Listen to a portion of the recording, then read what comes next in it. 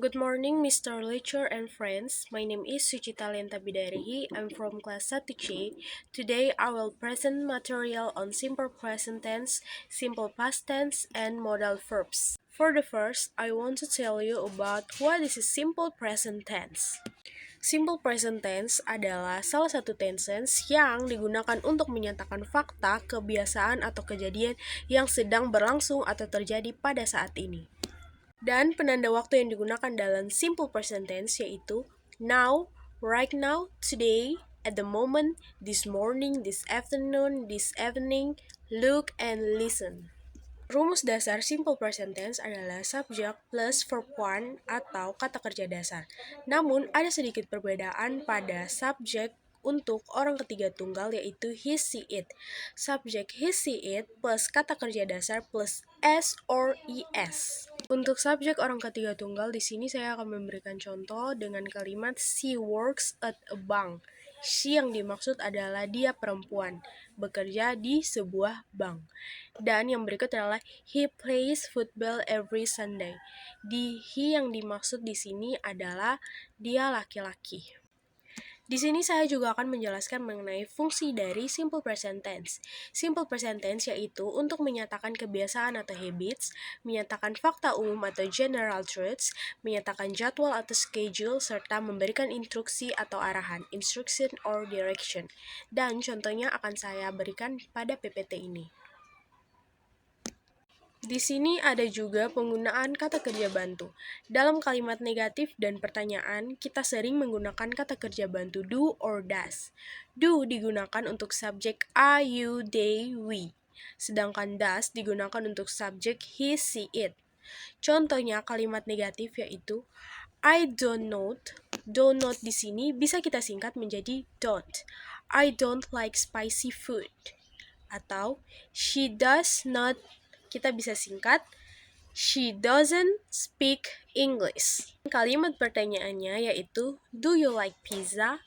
Or, does he play the guitar?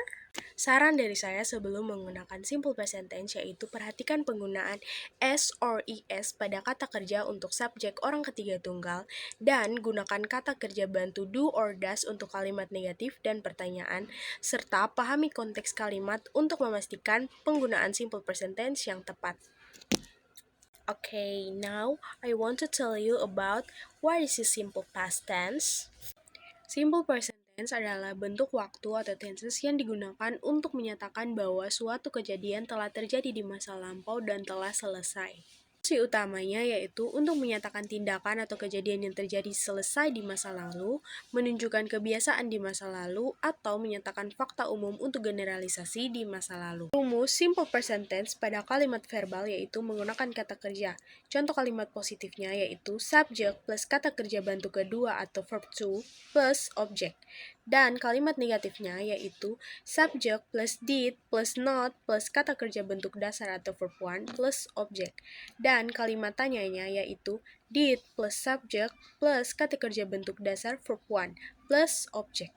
Penggunaan kalimat verbalnya yang pertama dulu yaitu kalimat positif yaitu I visited Bali last year, dan kalimat negatifnya yaitu I did not visit Bali last year, dan kalimat tanyanya did you visit Bali last year?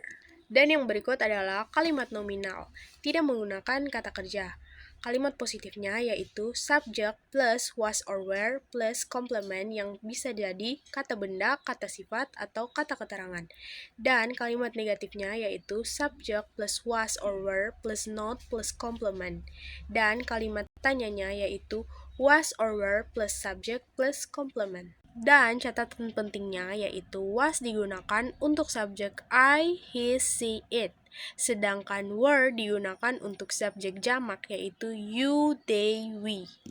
Contoh kalimat nominalnya yaitu kalimat positif yang pertama adalah she was a teacher. Kalimat negatifnya yaitu she was not a teacher. Dan kalimat tanyanya yaitu was she a teacher? Dan ada juga kata kerja atau verb dalam simple past tense. Yang pertama yaitu kata kerja regular atau beraturan, ditambahkan pada akhiran ed atau d pada bentuk dasar kata kerja. Contohnya yaitu walk menjadi walked, love menjadi loved. Dan yang berikut adalah kata kerja irregular atau tidak beraturan, memiliki bentuk lampau yang tidak mengikuti aturan penambahan ed atau d.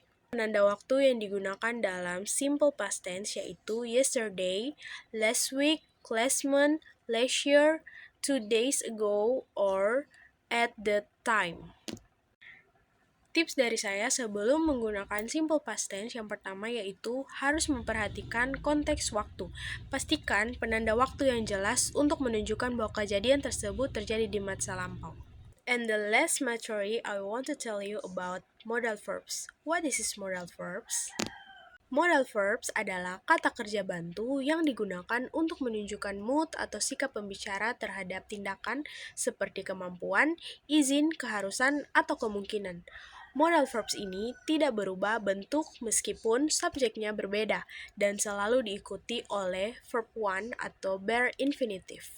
Dan yang berikut adalah jenis dan modal verbs. Ada 14 modal verbs dan yang akan saya tayangkan pada slide berikut ini. Adapun aturan umum untuk penggunaan modal verbs yang pertama, tidak ditambah s atau ed seperti yang sudah saya jelaskan di awal. Contoh kalimatnya yaitu yang salah, we can't come. Kita tidak pakai s di belakang kalimat can. Jadi yang benar adalah we can come. Dan yang kedua adalah diikuti oleh verb one tanpa to. Jadi yang benar adalah he should try harder. Yang salah adalah he should to try harder. Dan bentuk kalimat negatifnya yaitu modal plus not plus verb one. Contohnya yaitu will menjadi will not atau won't.